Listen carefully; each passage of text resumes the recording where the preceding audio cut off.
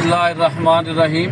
कूक फरीदा कूक, कूक फरीदा कूक, तू ज्यों राखा जवार, जब लग टांडा ना गिरे तब लग कूक पुकार। तो जी ठंडे ते मिठे पानियां दी धरती, रुखां दी धरती, हरियाली वाली धरती, सरों वाली धरती यानी पंजाब। ते पंजाब की जुबान पंजाबी का अज दिन मनाया जा रहा है, क्योंकि 21 फरवरी जगत माँ बोली दिहाड़ है, इंटरनेशनल मदर डे वे। तो अज के दिन सारे पंजाबी प्यारे जिथे इतने मौजूद ने वो फंक्शन मसरूफ ने। असी डस्के दे थोड़ी देर पहला फंक्शन मनाया और मंग कर रहे हैं सारे पंजाब के वासी हुकूमत वक्त को कि पंजाबी नूं पंजाब के स्कूलों कॉलेजों के दफ्तर लागू किया जाए। पंजाबी नूं पहली तो लैके BA तक लाजमी मजमून की हैसीयत दी जाए। तो इस दे बारे गलत जिहड़ियां गल्लां कीतियां जांदियां ने असीं उहदी निंदा करने आ, क्योंकि ये ज़बान बुल्ले शाह की ज़बान है। ये ज़बान आरफे कोट मिठन हज़रत ख्वाजा गुलाम फरीद की ज़बान है। ये पाक पतन के बाबा फरीदुद्दीन शकरगंज की ज़बान है। ये साईं अख्तर लाहौरी की ज़बान है। ये मुनीर नियाज़ी की ज़बान है।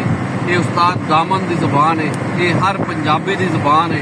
ये पंजाबी पाकिस्तान ते आज़ाद कश्मीर की सब तो वड्डी ज़बान और आलम इस्लाम की तीजी वड्डी ते दुनिया की 5वीं वड्डी ज़बान है। लिहाजा असी अपने सरकार को मंग करने कि पंजाबी नूं स्कूलों कॉलेजों के दफ्तर लागू किया जाए, क्योंकि वज़ीर आला पंजाब मोहतरमा मरीम नवाज साहबा का भी ये विजन है कि वो पंजाबी नाल बहुत मुहब्बत रखते हैं। उन्होंने आखना है कि पंजाबी उन्होंने घर बोले जाने वाली ज़बान है और ठेठ पंजाबी वो बोलदियां ने। असी तवक्को रखने कि इंशाअल्लाह ताला ऐसे ही वरे पंजाबी लागू हो जाएगी, क्योंकि ये आस बड़ी देर दी है।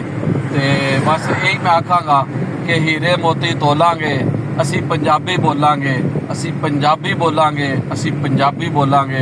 तो जी सज्जनों, बेलियो तो मित्रों, हुण असी लाहौर वाला अपना सफ़र जारी किया होया, क्योंकि लाहौर भी जाके फंक्शन हो रहे हैं बहुत सारे, उत्थे भी रलत करनी है।